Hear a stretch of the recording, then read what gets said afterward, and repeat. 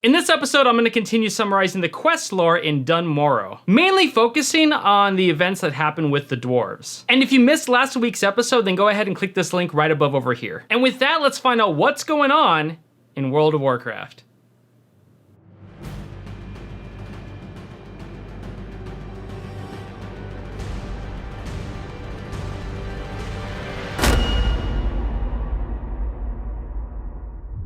Before we get started, my name is Cameron and I summarize the quest lore that you may have skipped while playing World of Warcraft. And that's really it. This channel isn't dedicated to deep WoW lore. It's specifically for those who skipped over reading the quest because they just wanted to level and now they want to come back and find out what the whole story was about. And it's also for those who want to take a trip down memory lane if you are already familiar with the quest lore. Basically, I was one of those people who didn't read the quests at all. And now I want to know what happened. So as these summary videos come out, just know that I'm learning the majority of this lore for the very first time. So in short, these are summary videos, so you don't have to go back and play through all the quests to understand what's going on. So now that that's out of the way, let's continue where we left off. Last time we were heading towards the Frostmane front southeast of Keranos, in order to free the Mountaineers from the choking totems, and to collect the gyromechanic gears for Razzle Spry Sprocket. Once you head into the fight, you kill trolls to collect the gears for the steam tanks, and free the Mountaineers from the totems. Then you head back to Keranos to report. First, you run to Razzle Spry Sprocket. He says that the gyromechanic gears that you brought back are perfect. And with these repairs done, pilots Bellowfizz and Stone Gear will be able to get back into the fight. Razzle then gives you the cog belt for having brought back the equipment that he needs to make the repairs on the steam tanks. Now, it's time to talk to Captain Theron. He tells you that he'll have the Mountaineers press their attack immediately. Then he rewards you with a sharp axe because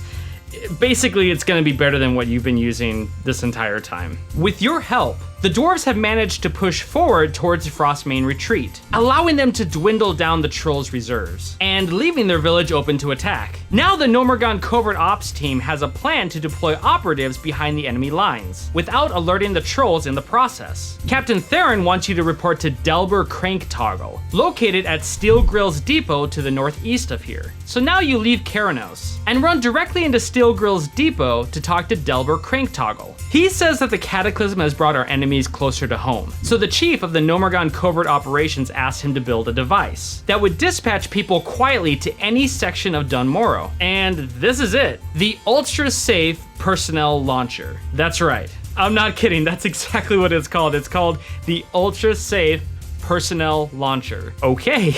Nothing sounds safe about launching somebody. That just doesn't sound right. Basically, this thing will launch you to wherever you need to go. And the best part about this thing is that you're gonna rely on a parachute to make a safe landing. Yeah, that's gonna be really safe if the parachute opens. So now you know what you need to do. And I can't believe that we're actually gonna use this thing. Yeah, so you walk up to the launcher and launch yourself all the way into Frostmane retreat. Luckily, the parachute opens. And for a second, I didn't think it was going to be honest. And the reason why is because I had the UI turned off to get this shot and I didn't know if there was a button I needed to push to pull the chute, so I got lucky, I guess. Once you land, you run up to Slamp Wobblecock. Oh, these gnome names are perfect. Okay, so you run up to Slamp...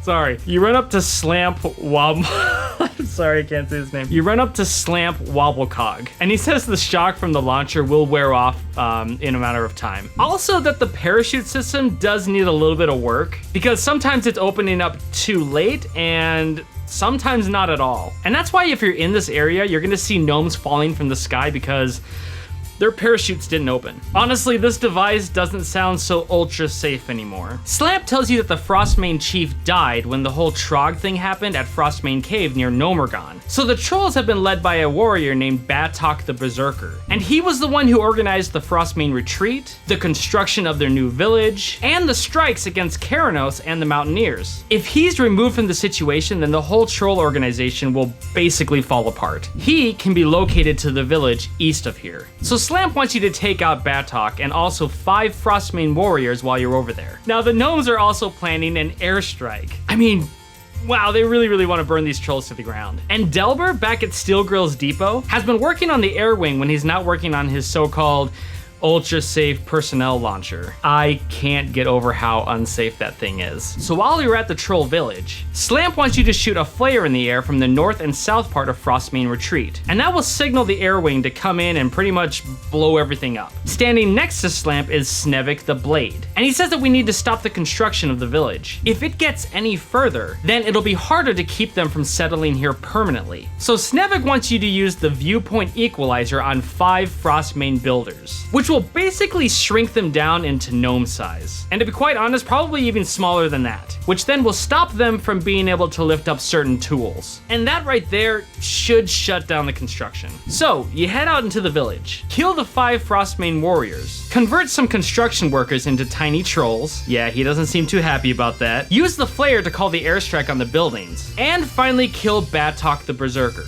who does go berserk after a while, so be careful when you're out here. Once all that's done, you head back to Slamp and Snevik. Snevik says that that'll teach the trolls a lesson for messing with us in our home, while Slamp says that the airstrike pretty much made it so that the Frostmane trolls won't stay here anymore. And now that Batok is dead, he'll send word back to Captain Theron and says that this should be the end of the Frostmane threat. With that, he rewards you with Batok's bloody boots, because you know you want to put a pair of bloody boots on your feet. That's just a really awkward reward. I mean, think about it. This little gnome guy's all like, hey, good job, and then hands you a pair of troll boots that are just covered in blood. But I guess you're gonna wear them because it's better than what you had on before. So while you're putting on a pair of bloody boots, Slamp quickly gets a reply from Captain Theron, who congratulates you on a successful mission, and says that they're cleaning up the rest of the trolls and tending to the wounded. He also says that there's been some troll raids at the Amberstill ranch north of here, and was hoping that you might be able to go check it out. So when you head out there, speak to Sergeant Flinthammer when you arrive. So now you head out to the north to find out more information about the troll raiding parties on Amberstill Ranch.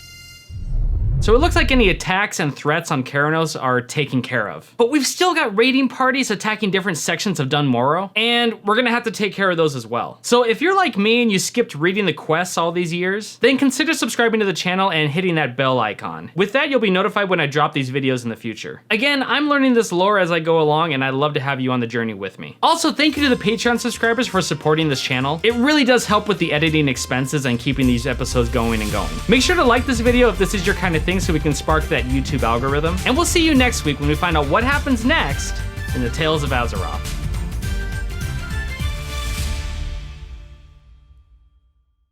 You run up to Slamp Wobblecock.